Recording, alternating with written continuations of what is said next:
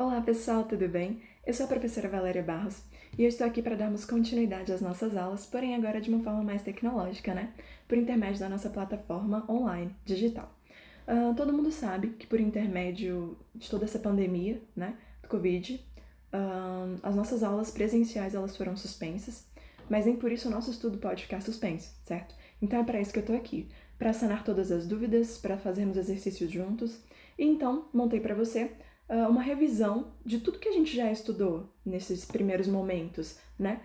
Nessa parte mesmo de leitura e interpretação textual. Então, vamos lá. Primeira dica, já pega aí o seu caderno, suas anotações, canetas coloridas, marca texto e segue comigo, beleza? Primeiro, o que é a linguagem? Eu coloquei para você aí, então, que a linguagem ela é o código usado para estabelecer uma comunicação, certo? É um sistema de signos e símbolos usados para transmitir pensamentos, ideias, opiniões, informações, sentimentos, desejos. Então, eu quero que você entenda que tudo isso faz parte da linguagem, ok?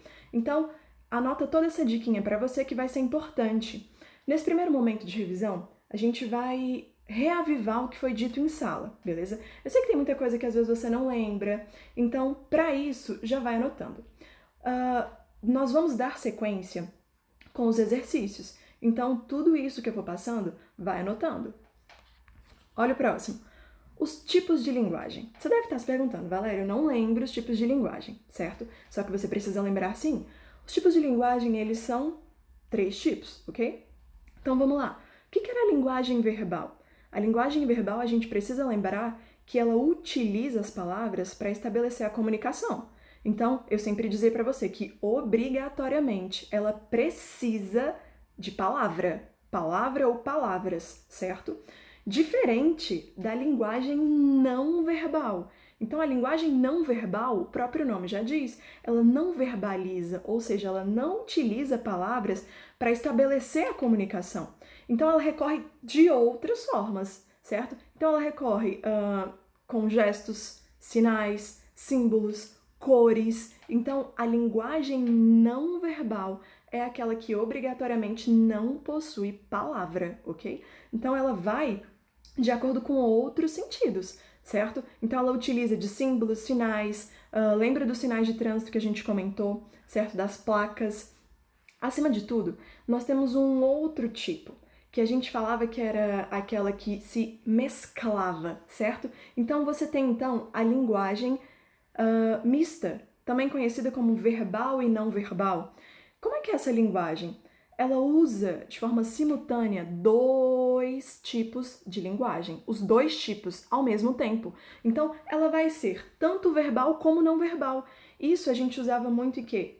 Nós víamos em quadrinhos, certo? Então, obrigatoriamente, ela vai ter que ter a imagem com a fala, certo? Anotou todas essas dicas? Vamos para a próxima.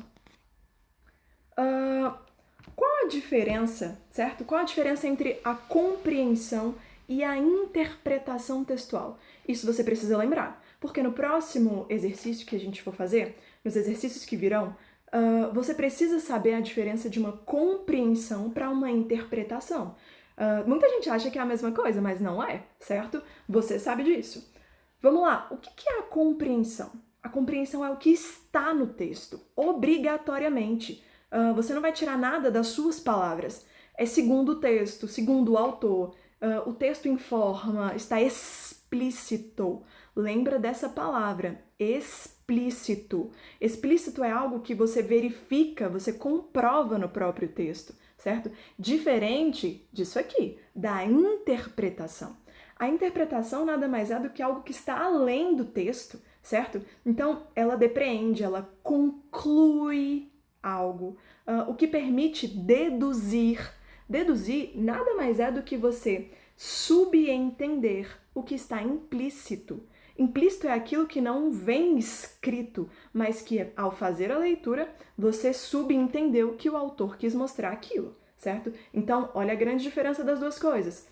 Compreensão e interpretação não é a mesma coisa. Então, assim, a gente trabalha com a interpretação textual, mas nós temos que saber também compreender o texto, beleza? Olha o próximo. Dentro dessa interpretação textual, dessa compreensão textual, a gente falou sobre os sentidos que uma palavra ou várias palavras elas podem ter. E os sentidos são dois. Ou elas são conotativas ou elas são denotativas. Isso você tem que lembrar. Primeira coisa, conotativo. Eu lembro de quê? Qual era a diquinha? Conto de fada, lembra disso. Então, o conotativo é o sentido figurado das coisas, o sentido metafórico, é o texto literário, certo? É aquilo que eu literalmente não vejo no mundo real das coisas, né? E é tudo que eu imagino, que eu crio. Isso é o sentido conotativo das coisas. Diferente desse próximo. Olha o denotativo. Denotativo eu lembro do quê? Ó. Dedo. Lembra que isso aqui é real, eu vejo, eu sinto. Acima de tudo, eu coloquei para você aí, ó, significado real, sentido dicionário das coisas. É um texto científico, então você sabe que aquilo existe, diferente do sentido conotativo, beleza? Então vamos lá, de novo. As palavras elas podem ter dois sentidos, sendo no mundo conotativo ou no mundo denotativo. Nunca esquece disso. Vamos lá? E algo bem legal. Essa imagem você tem que lembrar. A intertextualidade. O que é a intertextualidade? Olha essa imagem, analisa comigo.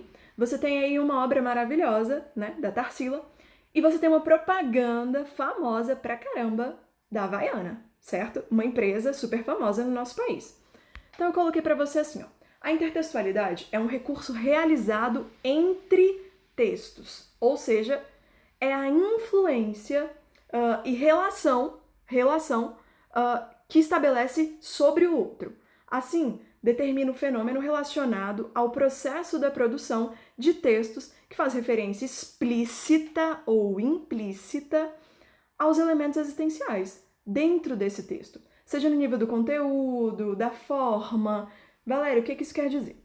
A intertextualidade é a relação que você tem de um texto dentro de outro. Relação, certo? Então, vamos voltar aqui. Você tem a imagem aí de uma tela famosa e você tem uma intertextualidade aí dentro. Você tem duas coisas já existentes. Só que uma é mais antiga que a outra, ok? Então, a Havaiana utilizou uma tela super famosa para fazer uma propaganda. Tá aí uma intertextualidade. Um texto dentro de outro, ok? Uma ideia dentro de outra ideia. Passando, vamos lá. Olha os exemplos de intertextualidade. Eu coloquei para você a epígrafe, a citação, a paráfrase, a paródia. Então vamos lá. Valéria, eu não lembro o que é epígrafe. Coloquei para você, hein? Constitui uma escrita introdutória à outra, ou seja, é uma parte que ela vem anterior à outra. Olha a citação, super famosa, a gente usa demais. A citação nada mais é do que a transcrição do texto, ou seja, alheio, de outro, marcada com aspas. Todas as vezes que eu produzo uma citação, que eu pego uma citação, eu obrigatoriamente coloco as aspas. Por quê? Porque não é algo meu. Eu pego algo já existente e insiro no meu texto. Tudo bem? Vamos lá, olha a paráfrase. Paráfrase é a reprodução do texto do outro com a palavra do autor.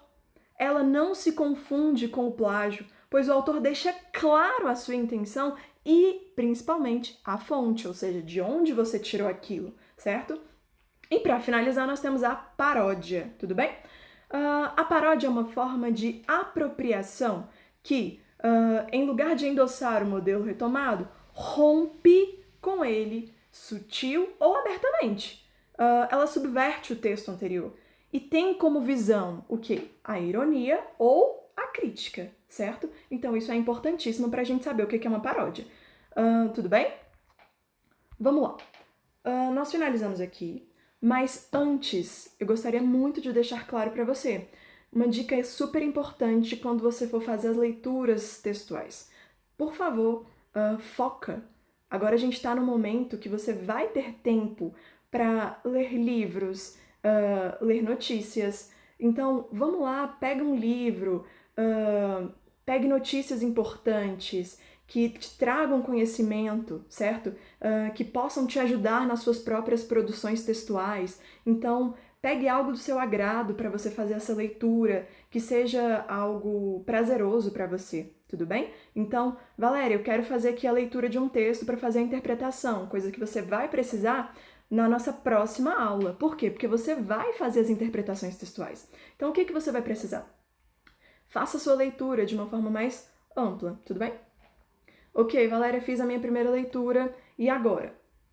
Se você não entendeu alguns parágrafos, então você vai para a sua segunda leitura sim, porque você vai ter tempo para isso. Terminou sua segunda leitura?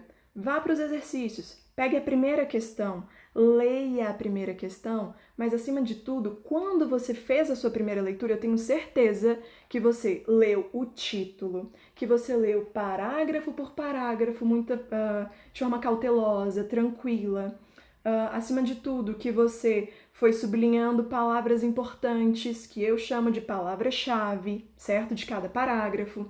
Acima de tudo, eu li de quem é o texto, o ano que foi produzido. Então, são pontos muito importantes que fazem toda a diferença quando você for fazer o seu exercício, tudo bem? Então, gente, até a próxima aula. Beijão!